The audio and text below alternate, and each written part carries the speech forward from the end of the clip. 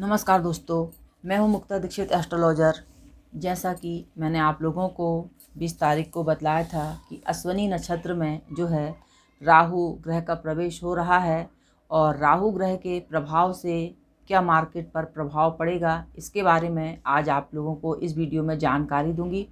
जैसा आप जानते ही हैं कि हमारे कार्यालय से जन्म कुंडली, हस्तरेखा, रत्न वास्तु के साथ साथ शेयर मार्केट की इंटरडे की जो है रिपोर्टें प्रदान की जाती हैं, तो वह भी आप प्राप्त कर सकते हैं। और इसके साथ आज हम राहु देव का विचार करेंगे कि राहु ग्रह जो परिवर्तन कर रहे हैं इसका शेयर मार्केट पर क्या प्रभाव पड़ सकता है, क्योंकि राहु ग्रह जो हैं एक छाया ग्रह हैं और इनका प्रभाव सभी पर ज़बरदस्त देखा जाता है। यदि कुंडली में महादशा आ जाती है तो व्यक्तियों को परेशानी का अंबार लग जाता है और यदि राहु शुभ रहते हैं तो कहीं से कहीं पहुंचा देते हैं। तो इस प्रकार से राहु जो हैं आंधी तूफान की तरह कार्य करते हैं। अब हम देखेंगे कि राहु ग्रह जो हैं मार्केट पर क्या प्रभाव करेंगे, क्या प्रभाव रह सकता है इनका समस्त वस्तुओं पर, पदार्थों पर। इसके अनुसार जो है मैं आप लोगों को बतलाऊंगी और राहु के प्रभाव के बारे में कि कौन से सेक्टर जो हैं जिनमें तेज़ी देखी जा सकती है या मंदी देखी जा सकती है, किस प्रकार का प्रभाव रहेगा, तो यह जानकारी मैं आज आप लोगों को दे रही हूँ। हम देख रहे हैं कि 20 फरवरी की रात 1:44 से राहु ग्रह जो हैं अश्विनी नक्षत्र में प्रवेश कर गए हैं और जब भी यह प्रवेश करते हैं तो लगभग 8 महीने जो है अपनी एक नक्षत्र पर ये रहते हैं, यानी कि 30 अक्टूबर तक जो है अश्विनी नक्षत्र में रहेंगे। इसके बाद राहु देव रेवती नक्षत्र में प्रवेश करेंगे। तो इस प्रकार से जो है ग्रहों के अनुसार अब मैं आप लोगों को बतलाऊंगी कि किस प्रकार से स्थिति बनी हुई है और मार्केट पर क्या असर पड़ेगा, क्योंकि जो है मार्केट को समस्त ग्रह प्रभावित करते हैं और ग्रहों की गणना के आधार पर ही जब ग्रहों का राशि परिवर्तन होता है, उच्च होते हैं, नीच होते हैं, तभी मार्केट में हमें विशेष तेजी या मंदी के दौर जो हैं देखने पड़ते हैं। अब अश्विनी नक्षत्र में जब राहु देव प्रवेश कर रहे हैं, राहु नक्षत्र में जा रहे हैं अश्विनी नक्षत्र में, तो इनके प्रभाव से मार्केट पर क्या प्रभाव पड़ेगा। तो जी हाँ दोस्तों, यदि हम देखते हैं तो अश्विनी नक्षत्र में आने से, क्योंकि अश्विनी नक्षत्र के जो स्वामी होते हैं वह केतु ग्रह रहते हैं और केतु, यदि हम केतु ग्रह को देखते हैं तो केतु भी जो है यांत्रिक कार्यों के कारक होते हैं और इसके साथ अश्विनी नक्षत्र में राहु हैं, मतलब कि जो राहु हैं वो केतु के नक्षत्र में हैं। तो केतु राहु किन चीज़ों के कारक हैं, तो राहु भी जो हैं आपके जीवन में उतार चढ़ाव, यानी कि मार्केट में भरपूर उतार चढ़ाव देखने को मिलेगा इन 8 महीनों में। और इसके साथ विदेशी वस्तुओं में भी और इलेक्ट्रिक और इलेक्ट्रॉनिक से संबंधित जो भी चीज़ें हैं इनमें भी विशेष हमें कुछ तेज़ी देखने को मिलेगी, लेकिन कुछ बीच में जो ग्रह स्थिति बनेगी उसके अनुसार हमें मार्केट में डाउन देखने को मिलेगा, यानी हमें मंदी का दौर देखने को यहाँ पर मिलेगा। तो यह बात भी हमें ध्यान में रखनी पड़ेगी, क्योंकि ग्रह बिना युति और दृष्टि के अपना जो है पूरा फल नहीं देते हैं। तो जैसे ही मार्केट में युतियाँ बनती हैं, क्योंकि आप जानते ही हैं कि हमारा इंटरडे का काम रहता है और जितनी सूक्ष्म गणनाएं कर सकते हैं उसी गणना के आधार पर जो है विशेष मार्केट की तेजी मंदी का और अधिक हमें ज्ञान होता है। तो एक ओवरऑल जो है राहु का क्या प्रभाव रहेगा वह मैं बतलाती हूँ।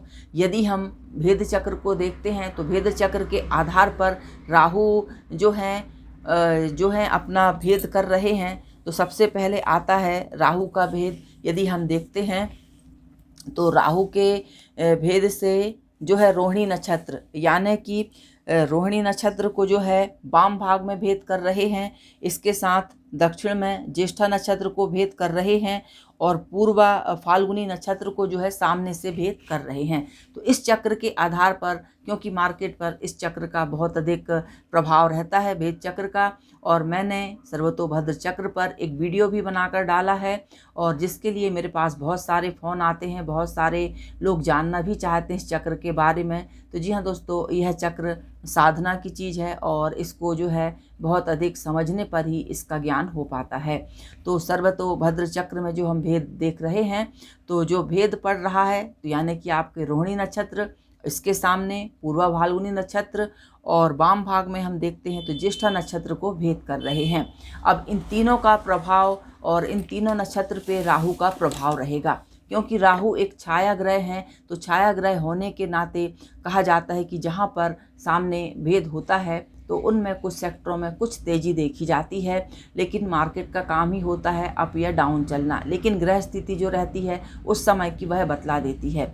लेकिन यदि हम एक जानकारी के तौर पर देखते हैं तो कुछ इन क्षेत्रों में जहां पर भेद देखा जाता है वहां पर कुछ तेज़ी के योग बन सकते हैं।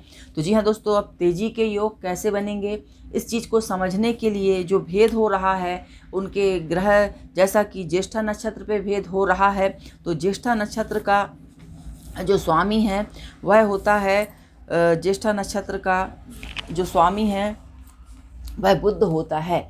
और बुध जब भेद करते हैं तो बुध ग्रह के भेद करने से जो है गुड़, लाख, चमड़ा, कपूर, पारा, हींग, कांसा, इन वस्तुओं में जो है हमें मार्केट में तेज़ी देखने को मिलेगी। और इसके साथ क्योंकि ज्येष्ठा नक्षत्र का स्वामी बुध है तो व्यापार के क्षेत्र में यदि हम जो है स्टॉक के क्षेत्र में देखेंगे तो आपका बैंक निफ्टी के क्षेत्र में भी हमें कुछ अचानक तेज़ी देखने को मिल सकती है। इसके साथ जो है बैंकिंग सेक्टर जो भी रहेंगे इनमें विशेष तेज़ी देखी जा सकती है। आयात शैक्षणिक संस्थाओं वाले जो आपके शेयर स्टॉक हैं उनमें तेज़ी हमको देखने के लिए मिलेगी, आईटी में देखने के लिए मिलेगी। तो इसके साथ जो है बुध ग्रह से इस प्रकार का इस नक्षत्र के आधार पर एक अनुमान लगाया जा सकता है। अब हम देखेंगे कि दूसरा जो सामने से भेद हो रहा है वह है आपका उत्तरा फाल्गुनी नक्षत्र।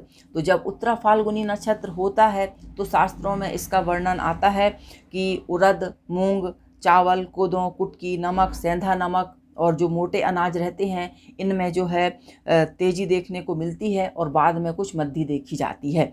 तो इसके साथ जो है लहसुन आदि में भी तेज़ी देखने को मिलेगी। बहुत से लोग लहसुन आदि का कार्य करते हैं, जो ज़मीन से निकलने वाले पदार्थों का काम करते हैं, तो उनके लिए जो यहाँ पर है लाभ के योग बन सकते हैं, क्योंकि लहसुन में और प्याज है आपका नीचे धरती के मूल से निकलने वाली जो पदार्थ हैं इनमें कुछ हमें तेज़ी देखने को मिल सकती है। इसके साथ यदि हम मार्केट MCX में देखते हैं तो हमें गोल्ड के मार्केट में कुछ तेज़ी मिलेगी, कापर में तेज़ी मिलेगी और इसके साथ जो है धातुओं में हम कुछ तेज़ी देख सकते हैं इन 8 महीनों के अंदर। अब हम देखेंगे कि जो अगला नक्षत्र भेद कर रहे हैं राहु, तो राहु जो भेद कर रहे हैं रोहिणी नक्षत्र।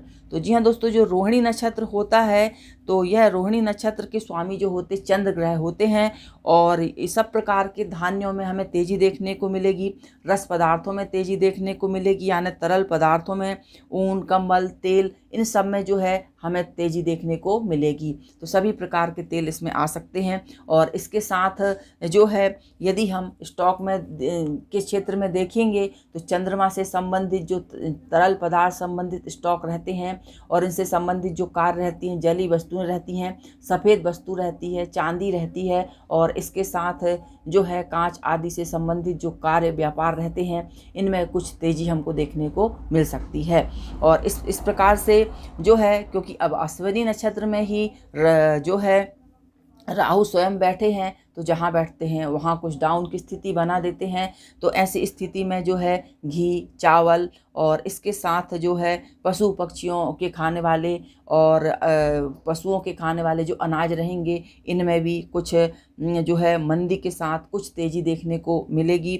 और इसके साथ यदि हम देखेंगे तो केतु कारक हैं, तो जो टेक्निकल वस्तुएं रहेंगी इनमें भी कुछ अप डाउन के साथ जो है कुछ तेज़ी हमको देखने को मिलेगी। लेकिन यदि हम एक अनुमान लगाएं तो थोड़ा हमें इस जो है 8 महीनों में कहीं ना कहीं मार्केट में जो है गिरावट भी, विशेष गिरावट देखने को अवश्य मिलेगी। तो इस प्रकार से जो है ग्रह राहु देव के परिवर्तन के आधार पर मैंने यह वीडियो आप लोगों के लिए बनाया है। और जैसा कि मैंने आपको 20 तारीख को बोला था कि राहु का जो अश्विनी नक्षत्र में प्रवेश हो रहा है तो मार्केट पर इसका प्रभाव दिखता है, तो मार्केट में डाउन की स्थिति हमें देखने को मिली। और जैसा कि आप जानते ही हैं Nifty, gold, silver, crude oil, copper, इन सब का हमारे कार्यालय से जो है हम दैनिक रिपोर्टें बनाकर देते हैं और टारगेट लेवल आपको देते हैं कि आपका मार्केट जो है कितना अप कितना डाउन जा सकता है। तो जो है एस्ट्रोलॉजी की रिपोर्ट प्राप्त करने के लिए कार्यालय के नंबर पे आप संपर्क कर सकते हैं। वीडियो जानकारी अच्छी लगे चैनल को लाइक सब्सक्राइब जरूर कीजिए। देखने के लिए धन्यवाद। नमस्कार।